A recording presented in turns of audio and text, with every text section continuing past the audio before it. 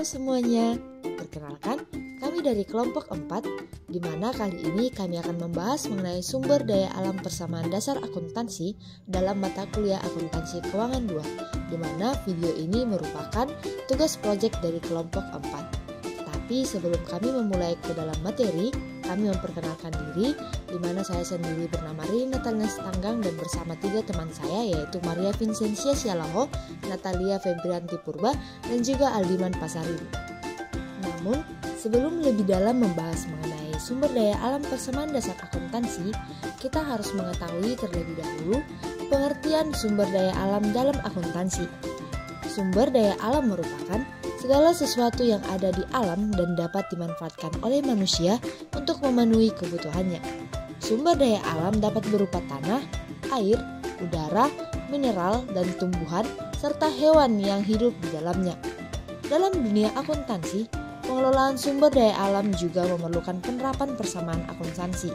Akuntansi untuk sumber daya alam atau sering disebut dengan SDA mencatat biaya perolehan dengan mengkapitalisasinya di neraca, kemudian pembebalannya dilakukan secara bertahap melalui depresi. Dalam akuntansi sumber daya alam, terdiri dari kayu atau pohon yang ditanam untuk tujuan komersil dan juga sumber daya alam yang berada di endapan bawah tanah seperti minyak, gas, dan mineral. Dalam neraca sendiri, aset sumber daya alam diklasifikasikan sebagai aset jangka panjang atau aset berumur panjang dan berbeda dari aset tetap lainnya yang dapat diapresiasi karena secara fisik aset sumber daya alam diambil selama operasi perusahaan dan hanya dapat diganti melalui proses alami. Tetapi, tahukah kamu mengenai pencatatan harga sumber daya alam?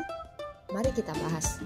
Perhitungan nilai perolehan dari aset sumber daya alam sama dengan perhitungan nilai perolehan aset tetap lainnya, yaitu harga pembelian ditambah seluruh biaya yang dikeluarkan untuk menyiapkan aset tersebut untuk dapat digunakan.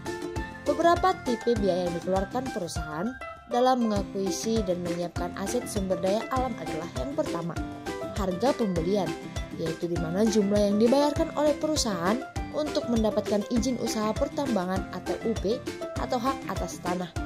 Yang kedua adalah biaya eksplorasi, di mana jumlah yang dikeluarkan oleh perusahaan untuk menemukan aset sumber daya alamnya.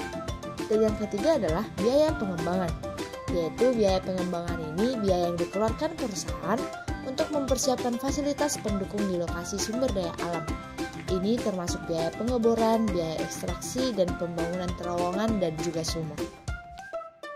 Nah, sekarang kita masuk kepada perhitungan depresi sumber daya alam akuntansi.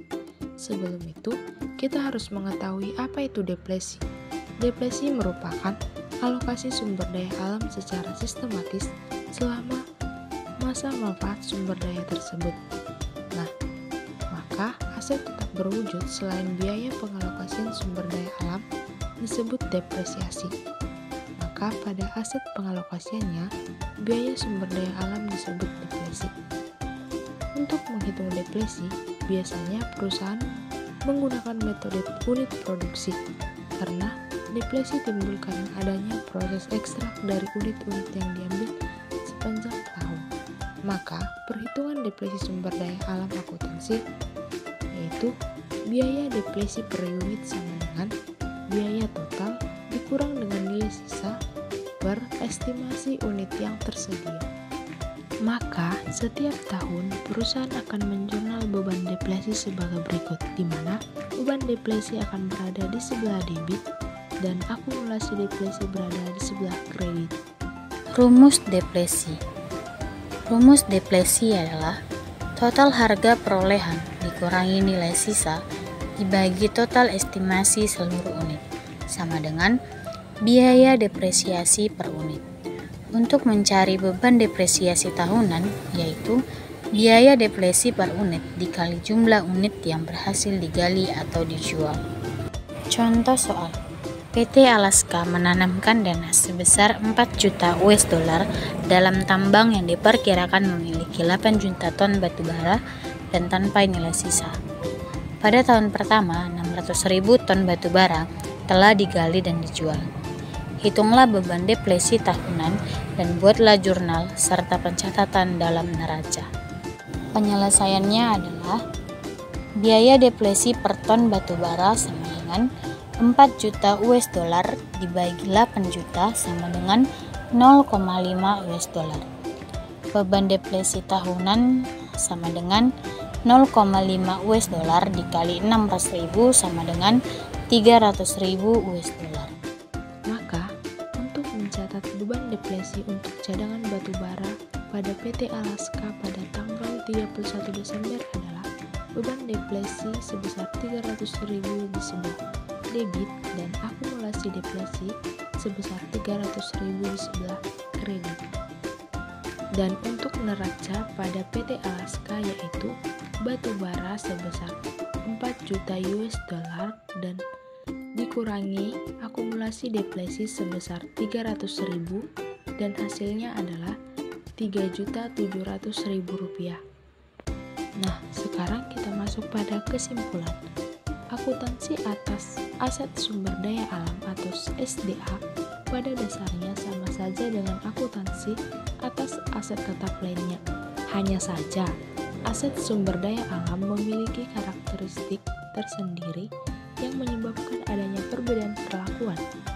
Nah, salah satu karakteristik dari aset sumber daya alam yang tak dimiliki aset tetap berwujud maupun aset tetap tak berwujud adalah aset sumber daya alam diambil atau dieksploitasi selama operasi perusahaan dan hanya dapat diganti melalui proses alami. Ini tentu berbeda dengan aset tetap berwujud lainnya, seperti mesin pabrik atau kendaraan yang bisa dirawat secara berkala ataupun dilakukan perbaikan besar untuk meningkatkan umur ekonomis dan masa pakainya. Karakteristik khas aset sumber daya alam tersebut menyebabkan tidak cocoknya penggunaan metode garis lurus dalam menentukan beban depresi per periodenya. Pada aset yang nilainya berkurang seiring kegiatan eksploitasi, metode unit produksi adalah yang paling tepat digunakan. Untuk memahami lebih lanjut mengenai akuntansi sumber daya alam, khususnya atas standar yang berlaku di Indonesia, kamu dapat memperluas PSAK nomor 64 mengenai pertambangan sumber daya alam atau PSAK 69 mengenai agrikultur. Nah, sekian materi dari kelompok 4. Apabila ada kesalahan dan tutur kata yang kurang dalam penyampaian materi kali ini, kami mohon maaf. Sekian dan terima kasih. Audio Jungle.